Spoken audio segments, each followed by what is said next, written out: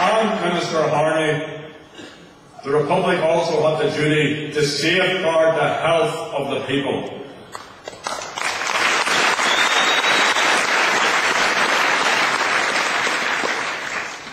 Democratic programme pledged to build Ireland's economy and to reinvigorate industries which would be developed on the most beneficial, progressive, cooperative industrial lines.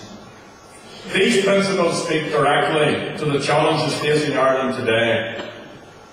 Not just this part of Ireland, but the entire island, because Ireland today is a place where British jurisdiction continues. It's a place where partition has distorted and stunted the economic and political potential of the people of this island. It's a place where unemployment, poverty and homelessness are on the rise. A place where too many citizens are on low wages, are out of work, where there's inadequate protection for workers, where there's poor public services and infrastructure, and much, much more. And it's a place where natural resources are exploited not for the public benefit, but for the enrichment of private multinational corporations, often to the detriment of local communities and the environment. This is not the Ireland envisaged by the 1916 leaders or by those who met in this building 90 years ago today. Yesterday, the Oireachtas met in this room. Now, that was a good and a necessary event. The Oireachtas should have been here today on the actual date of the inaugural meeting of the First Dáil. The problem is, no one in the government remembered until the last minute.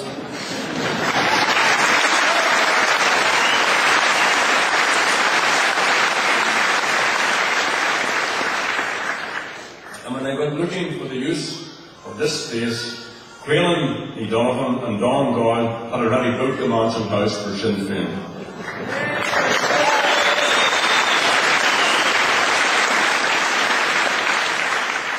I'm sure that news was well received in government circles. But it's only a city to take pleasure from. Anyway, we're not May Féiners, and when we were asked if we could let the Oireachtas in, we said, yes, of course. If you make it a truly national assembly with co-equal speaking rights. Well, that might be setting the bar too high, I was told. And it was. A few days later we were told thanks, but we go on our own on the 20th. So there you are. I suppose you could say yesterday was a provisional event.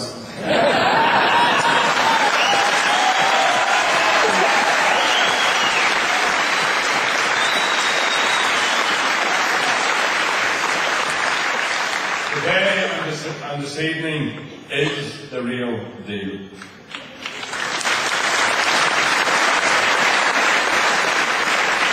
And I regret that the Taoiseach Brian Cowan, representing the South, and the Joint First Minister Mark McGuinness, representing the North, we're not here tonight and today to celebrate this anniversary of An Chéad Dáil.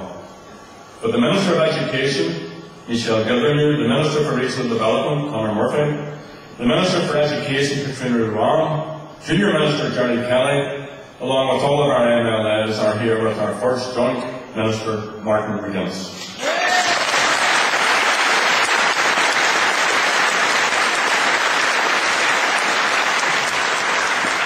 We're here side by side with our leader in Minister House, Quaylen O'Quillan, with our TDs, Martin Furris, Arthur Morgan, Angus O'Snoddy and Shanador Pierce Doherty, with our MEPs Mary Lou, MacDonald, Barbara LeBrun, and with Sinn Féin councillors right across the 32 counties.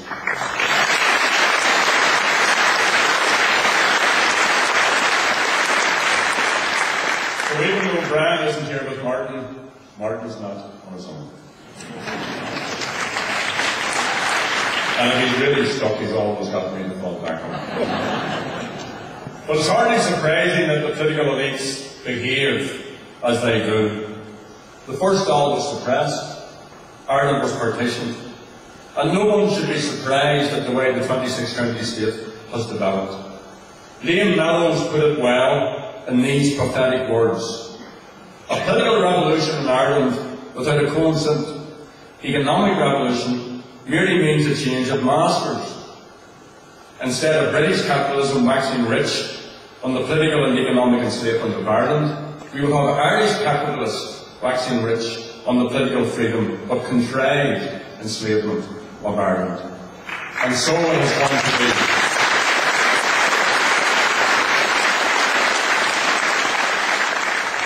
New political managers and business interests which they represented came into the ascendancy. The declarations of social intent in the 1916 proclamation and the revolutionary programme of the First Dáil were abandoned, and as occurred yesterday, occasionally resurrected by successive governments and their fellow travellers only for lip service. During the boom years, Sinn Féin warned time and time again that this government was mismanaging the economy. Let me make this clear.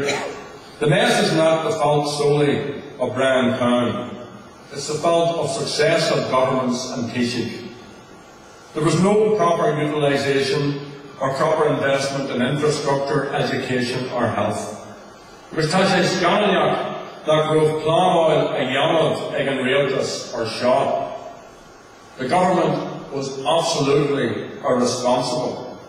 It protected its wealthy friends. It does so yet.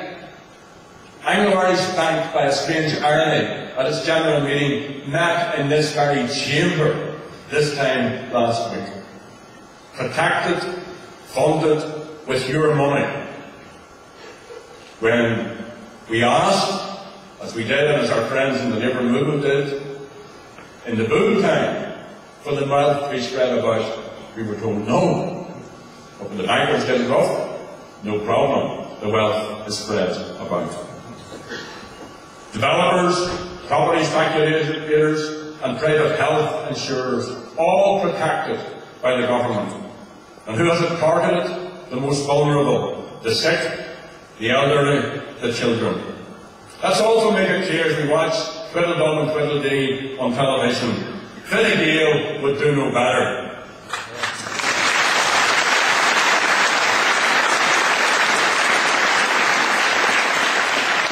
This is a time for new ideas, for new thinking and for real change. It's a time for new political leadership and a new vision for the future. Now is the time for a national conversation about the core values of our society, about how we, as an island people, would like to live our lives. Now is the time for the people of Ireland to work together, to draw upon our strengths, to share and create a common purpose based upon our rights as citizens and our pride and confidence in our country and in Ireland. Now is the time, once again, for another great national revival of our language, of our arts, of our culture.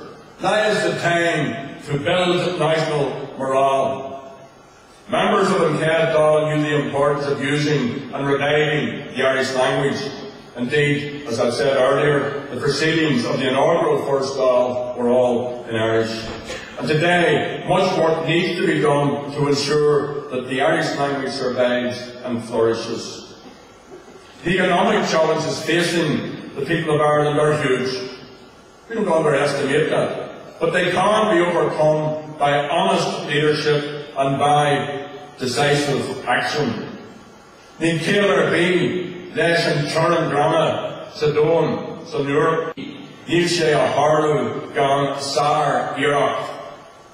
Now is the time to unapologetically promote a united Ireland as desirable, viable and achievable in this generation through peaceful and democratic methods.